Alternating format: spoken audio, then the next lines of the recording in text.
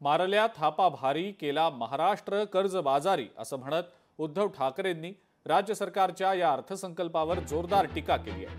गेल्या 10 वर्षातला हा सर्वात बोगस अर्थसंकल्प असून लाडक्या कॉन्ट्रॅक्टरसाठीचा हा अर्थसंकल्प असल्याचं उद्धव ठाकरेंनी म्हटलंय।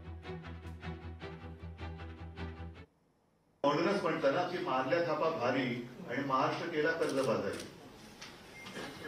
आता या ज्या जाहिराती होत्या त्या काय करायचं, काय ते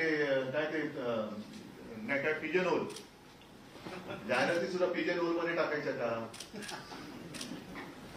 बघा हा त्यांचा जो जाहीरनामा आहे तो पण त्या पिजन होल मध्ये टाकायचा का?